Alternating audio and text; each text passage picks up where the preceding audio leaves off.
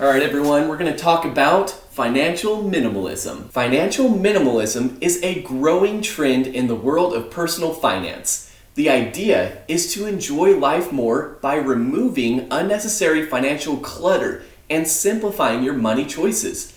In today's video, I'll explore financial minimalism, sharing what it is exactly, the benefits you can experience, and how you can achieve it. I'll also provide you with 14 tips to get you started on your journey to becoming a financial minimalist.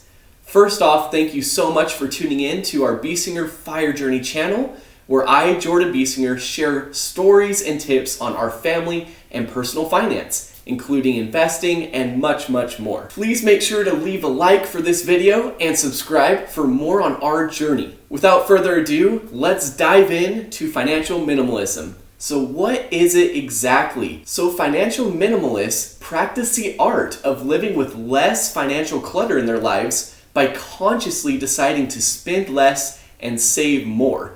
They believe in living a simple life free of debt and other financial burdens. The focus is on quality over quantity. One of the main reasons people focus on this concept is because it emphasizes living a simple life, focusing on needs and those things that bring value to your life.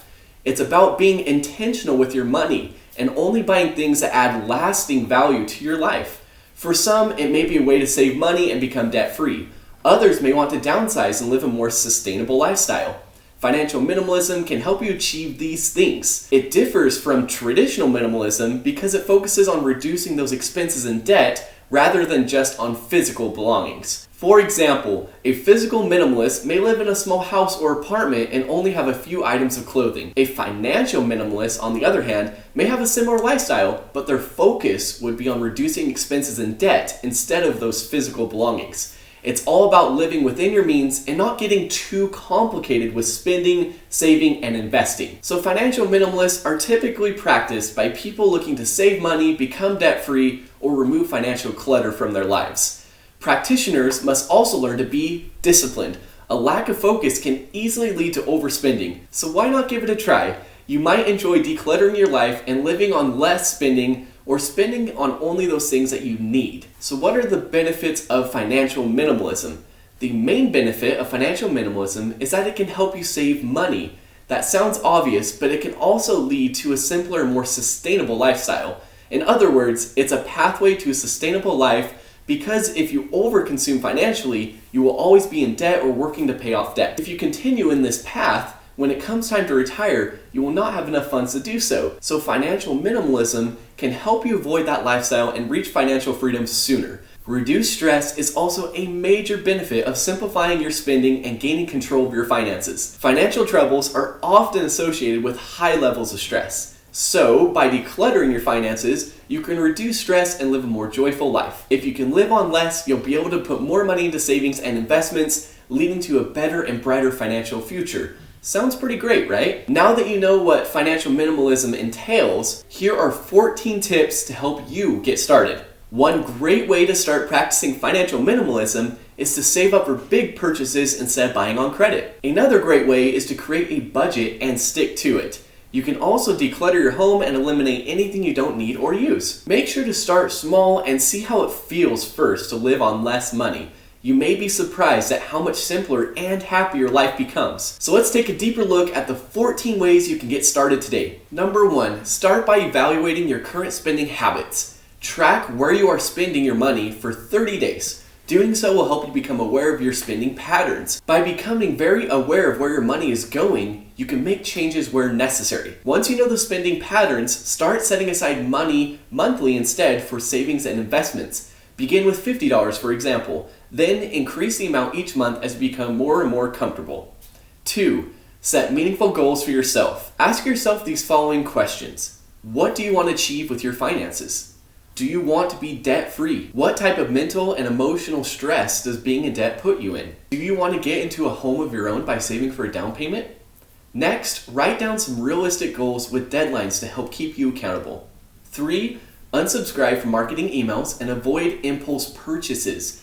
Dig deep to find out what your needs are and what really adds value to your life. Most likely, you don't need that most expensive shirt or new pair of shoes. Next time you're checking your email, go through and unsubscribe from marketing emails so you're not constantly tempted to spend more money.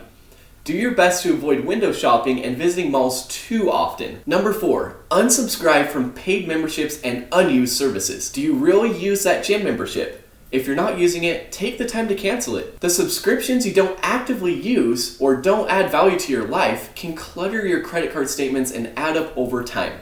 Number 5, create a capsule wardrobe. You may have heard of this before, but a capsule wardrobe is a small collection of clothes that can be mixed and matched to create multiple outfits. This is a great way to save money and declutter your closet. By having a smaller selection of clothes to wear, you'll also be able to spend less time deciding what to wear. Having this capsule wardrobe is a tactic for many physical minimalists, but can also be a mindset reminder for financial minimalists. Number 6, sell items you no longer need or use. Have a garage sale, sell items online, or donate them to a local thrift store. By letting go of these items, you make room for new experiences and more happiness. Number 7, start cooking at home.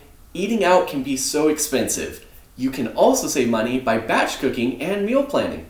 Batch cooking is when you cook multiple meals at once, then freeze them for later. Meal planning is when you plan out your meals for the week in advance. 8, live below your means. Spend less than you earn and invest the rest.